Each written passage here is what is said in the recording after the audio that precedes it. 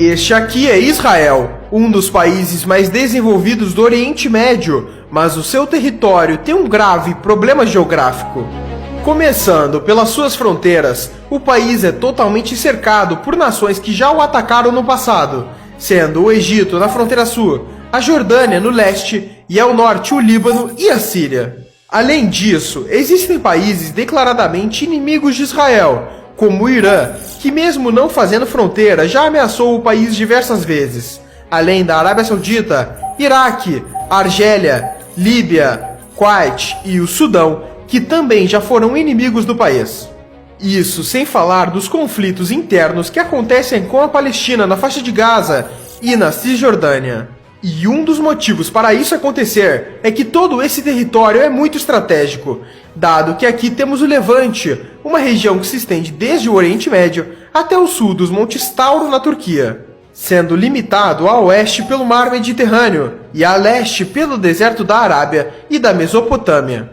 Essa área conecta o norte da África ao Oriente Médio, sendo requisitada por interesses logísticos e militares de diversas potências.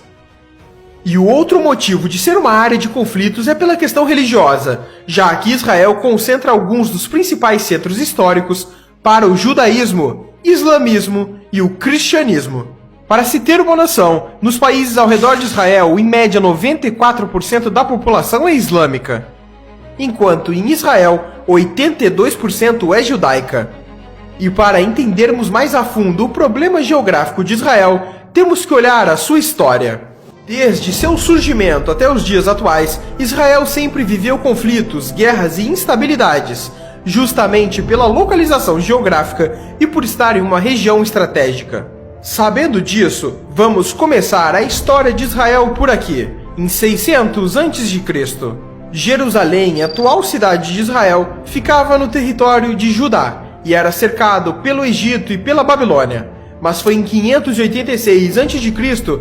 que começa um ciclo de invasões naquela região, onde os babilônios, sob o comando de Nabucodonosor II, invadiram e destruíram o Templo de Salomão. E logo em 538 a.C., Ciro, o Grande da Pérsia, conquistou a Babilônia e grande parte do Oriente Médio. Depois dele, por sua vez, com o avançar da Macedônia sobre a região, Alexandre o Grande conquista Jerusalém. E esse ciclo continua, com a atual região de Israel sendo dominada por Roma e outras diversas potências estrangeiras, com destaque para os reinos europeus durante as Cruzadas, que tiveram motivos principalmente religiosos e demarcaram a disputa entre cristãos e muçulmanos, que ocorre até hoje. Mas foi só em 1948, com a saída dos britânicos, que Israel proclamou sua independência. Mas ao fazer isso, países árabes como o Egito, Jordânia, Síria, Líbano e Iraque não poderiam ver um Estado judeu no Oriente Médio e invadiram o país por todas as suas fronteiras, começando assim a Guerra Árabe-Israelense.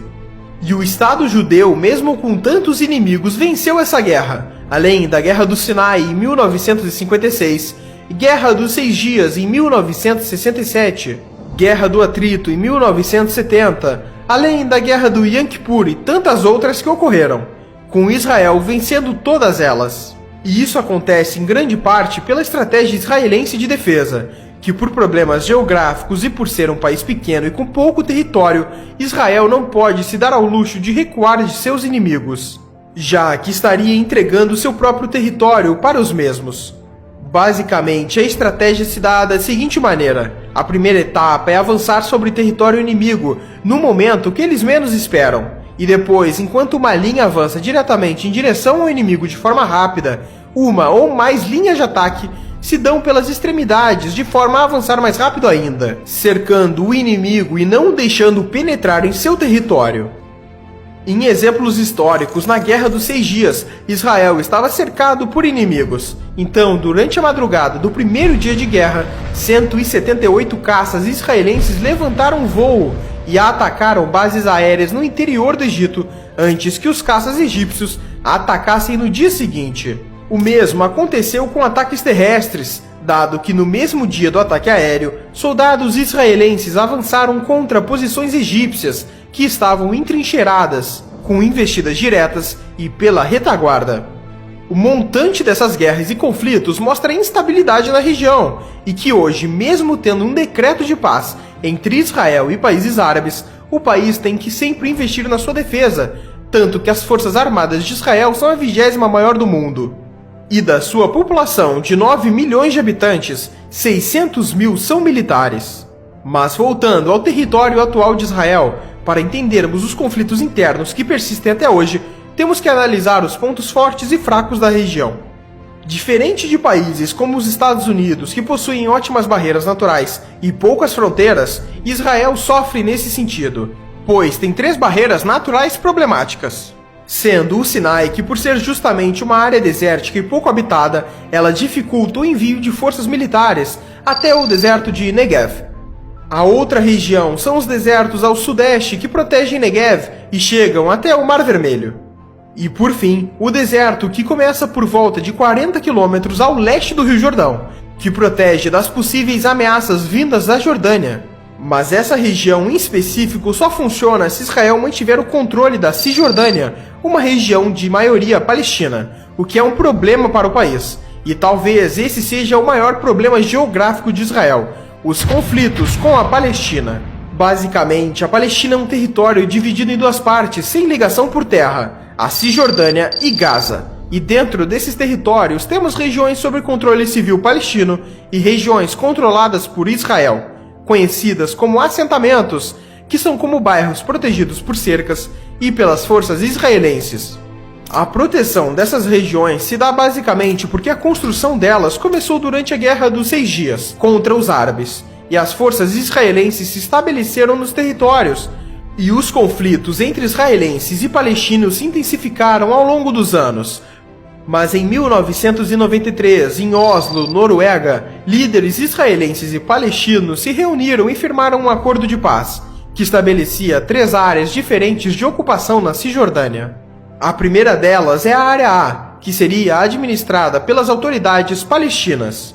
Já a Área B teria a administração palestina, mas controle militar de Israel.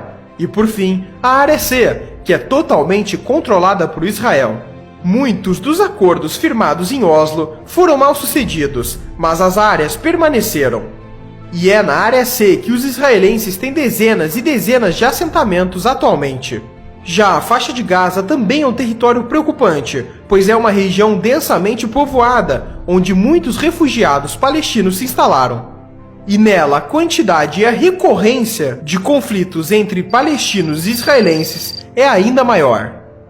E foi por esse conjunto de fatores que em 2002 os israelenses começaram a construção de um muro que se estende por todo o território entre Israel e a Cisjordânia. O mesmo aconteceu na cidade de Jerusalém, onde temos um grande muro que ronda todo o território.